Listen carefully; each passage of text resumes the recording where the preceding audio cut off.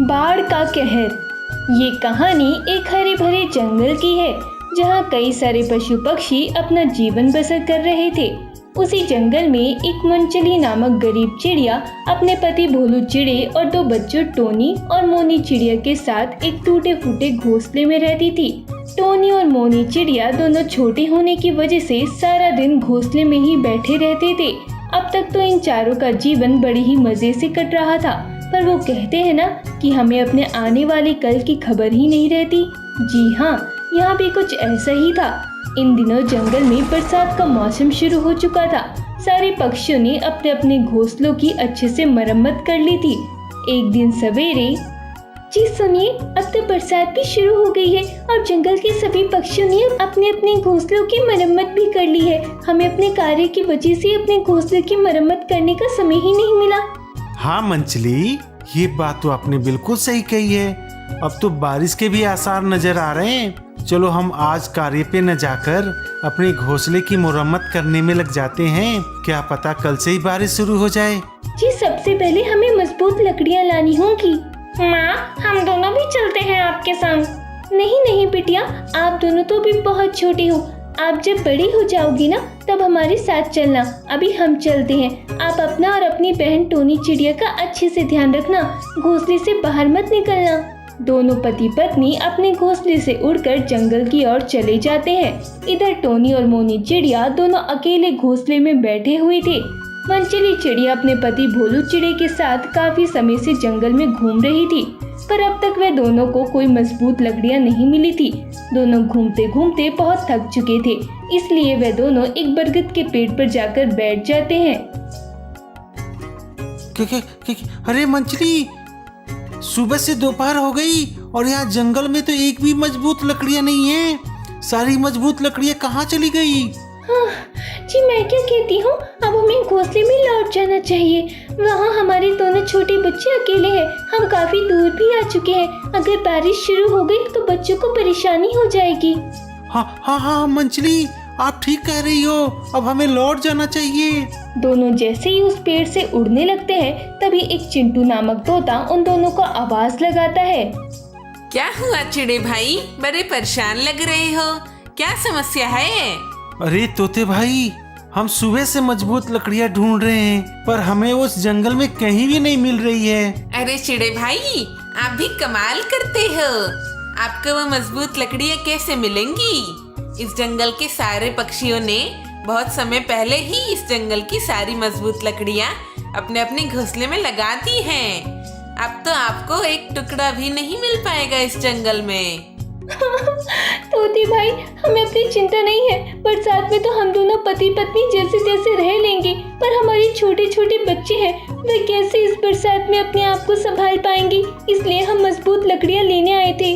ओह, आप चिंता ना करो। इस जंगल के बाहर जो घेसुला इलाका है ना, वहाँ बहुत सी मजबूत लकड़ियाँ पड़ी हैं। आप वहाँ से लेकर आइए।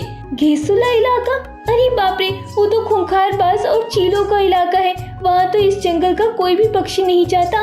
मैं जाऊंगा मंचली वहाँ, और वहाँ से मजबूत लकड़ियाँ लेकर आऊंगा। आप बच्चों के पास घोंसले में जाइए, मैं तुरंत जाता हूँ और तुरंत ही लौट कर आता हूँ। नहीं जी, मैं आपको उस खतरनाक इलाके में अकेले नहीं जाने दूंगी। मैं भी आपके संग वहाँ चलूंगी। बात समझने की कोशिश करिए आप मंचली। इसमें बारिश किसी भी समय आ सकती है और हमारे दोनों बच्चे घोंसले में अकेले हैं। पता नहीं वहाँ से लौटने में कितना समय लगेगा, और इधर हमारे बच्चे के पास भी तो कोई ना कोई होना चाहिए ना। चिड़िया बहन, चिड़े भाई की बात बिल्कुल सही है। आपके बच्चों के पास इस समय आपका होना बहुत जरूरी है। आप चिंता ना करिए, मैं चिड़े भाई के साथ चला जाता हूँ।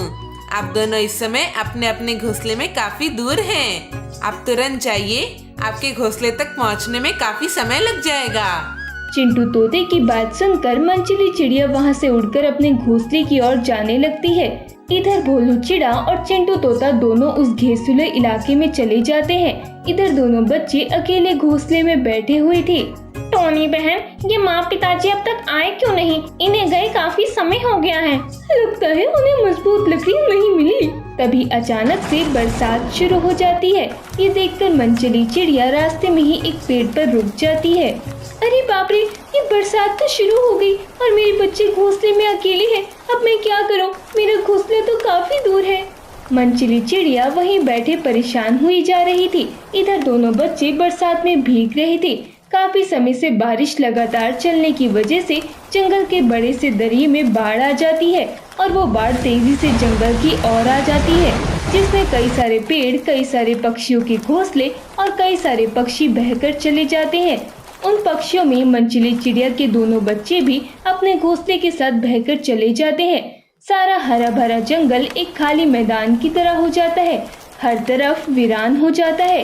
करीब 5 घंटों की लगातार बारिश के बाद बारिश बंद हो जाती है और जंगल में आई बाढ़ भी कम हो जाती है। अरे बाप रे, ये बरसात तो बहुत देर तक चली। चलो अब मुझे तुरंत अपने बच्चों के पास चलना होगा। पता नहीं मेरे बच्चे घोंसले में कैसे होंगे।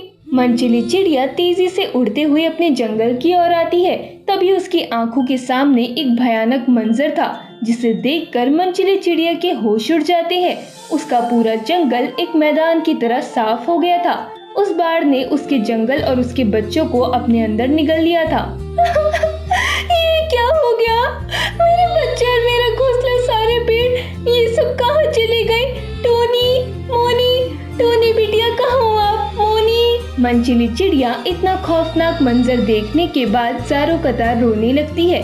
उसके सारे जंगल में बाढ़ का पानी भर चुका था और पूरा जंगल तहस नहस हो गया था। मनचली चिड़िया हर तरफ अपने बच्चों को तलाश करती है, चिल्लाती है, रोती है, पर उसे अपने बच्चों का कहीं पता नहीं चलता। देखते ही देखते शाम हो जाती है। मनचली चिड़िया रोते रोते एक जगह बैठ जाती है। टोनी बिटिया, मोनी बिटिया, कहाँ हो आप दोनों बच्चों? ये सब क्या हो गया? भोलू कहाँ हो आप? एक माँ के सामने उसके बच्चे एक बाढ़ में बहकर तहस नहस हो गए थे। वो माँ का रो रो कर बुरा हाल हुई जा रहा था। इधर भोलू चिड़ा जैसे ही मजबूत लकड़ियाँ लेकर वहाँ से आने लगता है, तभी भोलू चिड़े और चिंटू तोते को वहाँ के खूंखार पक्षी पकड़ लेते हैं। चिड़े भाई, आप तुरंत यहाँ से निकल जाइए। आपके बच्चों को आपकी जरूरत है। नहीं तोते भाई, मैं आपको छोड़कर कहीं नहीं जा सकता। ये बहुत खतरनाक पक्षी हैं। पक्षियों, इन दोनों को यही मौत के घाट उतार दो। तभी सारे खूंखार बाज दोनों पर हमला करने लगते हैं। तभी भोलू चिड़ा चिंटू तोते को धक्का दे देता है, जिसकी वजह से चिंटू तोता उन खूंखार पक्षियों के सामने से निकल जाता है और वो सारे खूंखार पक्षी भोलू चिड़े को पकड़कर लेके चले जाते हैं। चिंटू तोता रोते रोते मनचली चिड़िया के पास आता है और जब वो भी अपने जंगल का माहौल देखता है तो उसकी भी आंखें फटी की फटी रह जाती है। चिंटू तोता मनचली चिड़िया को सारी घटना के बारे में बताता है, जिसके बाद दुखियारी मनचली चिड़िया और ज़ारों कतार रोने लगती है। ये सब क्या हो गया? इस बाढ़ की वजह से मेरा पूरा परिवार तहस नहस हो गया। अब मैं अकेले इस संसार में रहकर क्या करूँगी? मुझे नहीं रहना इस संसार में। रुक जाइए चिड़िया बहन, मैं आपका दर्द समझ सकता हूँ, पर अब खुद की जान गंवाने से क्या फायदा होगा? अब हमें आगे बढ़ना होगा चिड़िया बहन। ये सब भाग्य का खेल है, इसमें हम कुछ भी नहीं कर सकते। चिंटू तोते की ये बात सुनकर चिंटू तोता और मनचली चिड़िया दोनों उस जंगल से हमेशा हमेशा के लिए चले जाते हैं। दुष्ट कौवा और मासूम टूनी चिड़िया। एक बहुत ही घना जंगल था, जिसमें सभी पक्षी अपने अपने घोंसले में खुशी खुशी रहते थे। उन्हीं पक्षियों में एक टूनी नाम की मासूम और सीधी सादी सी चिड़िया भी रहती थी। जहाँ टूनी चिड़िया बहुत ही मेहनती और ईमानदार थी, वहीं पास के ही घोंसले में रहने वाला भीकू कौवा बहुत ही दुष्ट और चालाक था। वह टूनी चिड़िया को परेशान करने का कोई भी मौका जाने नहीं देता था। एक दिन टूनी चिड़िया जंगल से तिनके लाकर जमा कर रही थी, तभी भीकू कौवा वहाँ आ जाता है। अरे टूनी, आजकल बहुत भाग दौड़ कर रही हो, क्या बात है? कोई खास बात हो तो हमें भी बताओ। भीकू भाई, जल्द ही मेरे बच्चे इस दुनिया में आने वाले हैं। आपको तो पता ही है, बरसात का मौसम आने वाला है, इसलिए मैं अपने होने वाले बच्चों के लिए एक सुरक्षित और सुंदर घर तैयार कर रही हूँ, ताकि मेरे बच्चे हर तरह के खतरे से महफूज रह सकें। अरे टूनी बहन, ये तो तुमने बहुत अच्छी खबर सुनाई। चलो जल्दी जल्दी अपना घर तैयार कर लो, अब बरसात में ज्यादा समय नहीं है। हाँ भाई, मैं तो सचमुच बहुत ही खुश हूँ। जल्द ही मेरा भी अपना एक परिवार होगा, मेरे बच्चे होंगे, अपना एक घर होगा। ज्यादा खुश होने की जरूरत नहीं है टूनी। अब मैं भी देखता हूँ तुम अपना घर कैसे बनाती हो। आई बड़ी बच्ची और घर का सपना देखने वाली।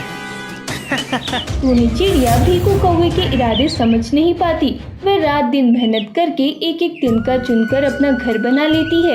एक दिन टूनी चिड़िया अपना घोंसला छोड़कर दरिया पर पानी पीने जाती है। तभी भीकू कौवा वहाँ आ जाता है। अपना घर ऐसे कोई छोड़ कर जाता है क्या? बेवकूफ टूनी, अभी मजा चखाता हूँ इसे। आज तो इसके रोने चिल्लाने की भी आवाज सुनकर दिन ही बन जाएगा। इतना कहकर भीकू कौवा टूनी का बनाया हुआ घोंसला पेड़ की शाखा से नीचे गिरा देता है। टूनी का सपनों का आशियाना टुकड़े टुकड़े होकर बिखर जाता है। थोड़ी देर में टूनी चिड़िया पानी लेकर लौट कर आती है तो देखती है कि उसका घोंसला जमीन पर टूटा हुआ पड़ा है।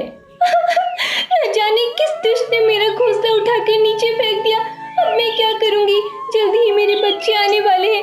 अगर मैं घर नहीं बना पाई तो इस बारिश के मौसम में मेरे बच्चे नहीं बचेंगे। जरूर कोई ना कोई शिकारी पक्षी उनका शिकार कर लेगा। टूनी चिड़िया पानी का बर्तन वहीं छोड़कर फिर से अपना घोंसला बनाना शुरू कर देती है। भीकू कौवा अपने घोंसले में छिपकर ये सब देख रहा था। अरे ये बेवकूफ चिड़िया तो अभी भी नहीं मान रही। लगता है ऐसे नहीं मानेगी। अब की बार ये तिनके लेने जाएगी तो मैं अपना काम कर दूंगा। जैसे ही टूनी तिनका लेने जाती है, भीकू कौवा जाकर चोंच मारकर उसका पानी से भरा बर्तन नीचे गिरा देता है। थोड़ी देर बाद टूनी चिड़िया तिनके जमा करके वापस आती है तो अपना पानी का बर्तन नीचे टूटा हुआ देखकर बहुत दुखी हो जाती है। हे भगवान, मैंने किसी का क्या बिगाड़ा है जो मेरे साथ ये सब हो रहा है? मैं तो दिन भर से मेहनत करके तिनके जमा कर रही हूँ और मेरे साथ सब कुछ बुरा ही हो रहा है। टूनी चिड़िया की रोने की आवाज सुनकर पिंकी मोरनी वहाँ आ जाती है। अरे टूनी बहन जी, क्या बात हो गई जो आप ऐसे रो रही हो?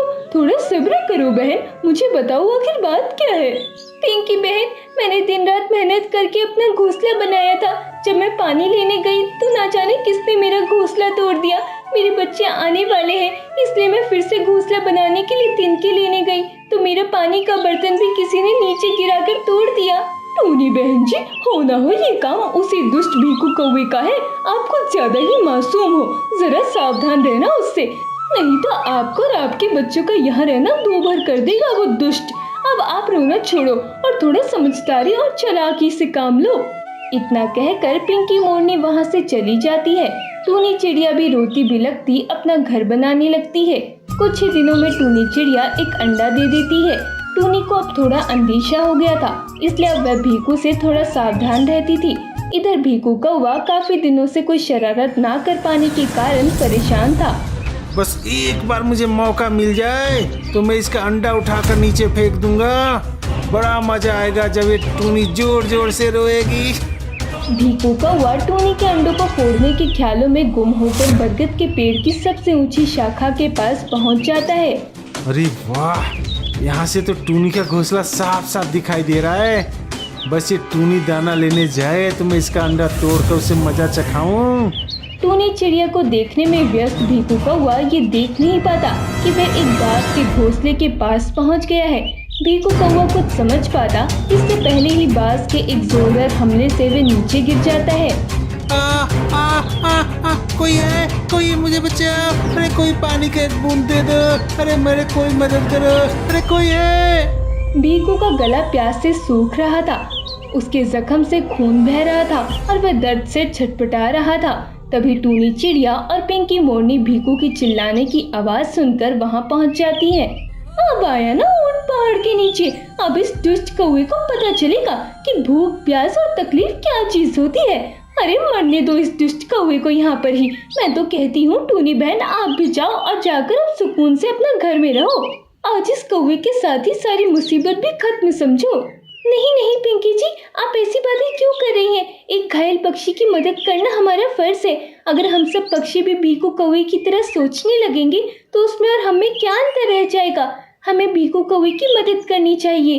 टूनी बहन जी, आपकी मुसीबत खुद खत्म हो रही है और एक आप हो कि फिर से इस चालाक कौवे की मदद करना चाह रही हो। आप ही करो ये फिजूल भलाई, मैं आस्तीन के सांप को नहीं पालती। हाँ। पिंकी मोरनी टूनी चिड़िया की बात सुनकर नाराज होकर चली जाती है। टूनी चिड़िया उड़ते हुए अपने घोंसले में जाती है, लेकिन उसे पानी भरकर लाने के लिए कोई बर्तन नहीं मिलता। क्या करूं भीकू भाई, मेरे पास कोई बर्तन ही नहीं है, आपको पानी कैसे पिलाऊं?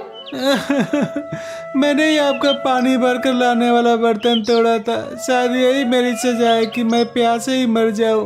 भीकू भाई ऐसी बातें नहीं करती, मैं अभी कुछ करती हूँ। टूनी चिड़िया अपने टूटे हुए बर्तन में थोड़ा सा पानी लेकर आती है और भीकू कौवे को पिलाती है।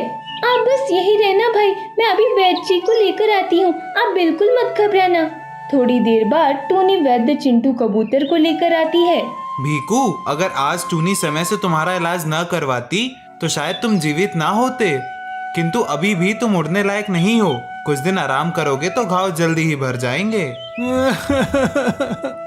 अगर मैं उड़ नहीं पाऊंगा तो वैसे भी भूख प्यास में कुछ दिनों में मर जाऊंगा। मुझ दुष्ट शैतान कौवे को तो कोई 2 बूंद पानी भी नहीं पिलाएगा। आप ऐसी बातें क्यों सोचते हो भीकू भाई, पड़ोसी ही तो पड़ोसी के काम आता है। मैं आपको रोज दाना और पानी ला कर दिया करूँगी, आप बिल्कुल परेशान न हो, आप एकदम ठीक हो जाओगे। मुझे माफ कर दो टूनी, मेरे जैसे दुष्ट पक्षी को तुम इतनी सेवा कर रही हो जिसने कभी तुम्हारा भला नहीं सोचा, हमेशा तुम्हारे साथ बुरा व्यवहार किया। मैं तो तुम्हारे अंडे तोड़ना चाहता था, तुम्हें दुखी और परेशान देखना चाहता था। एक तुम हो जो मेरी जान बचाना चाहती हो। इतना कहकर भीकू कौवा फूट फूट कर रोने लगता है। देखो भीकू भाई, मैं सब जानती हूँ, ये भी जानती हूँ कि आपने ही मेरा घोंसला तोड़ा और आप मेरा अंडा भी फोड़ना चाहते थे, लेकिन आपकी बुराई को देखकर मैं अपनी अच्छाई तो नहीं छोड़ सकती ना। अगर हम सब बुरा ही सोचने लगेंगे तो दुनिया से अच्छाई तो खत्म ही हो जाएगी। दूसरे को तकलीफ में देखकर मुझे बहुत मजा आता था, आज मुझे दर्द और तकलीफ का असली मतलब समझ में आ गया है। अब मैं कभी भी किसी पक्षी को परेशान नहीं करूँगा, हमेशा सबके काम आऊंगा। और इस तरह एक मासूम सी टूनी चिड़िया ने एक दुष्ट कौवे को भी अपनी तरह सच्चा और अच्छा पक्षी बना दिया। इस कहानी से हमें यह सीख मिलती है कि अपने बुरे कर्मों का फल हमें जरूर भुगतना पड़ता है और अच्छाई से किसी का भी हृदय परिवर्तन किया जा सकता है।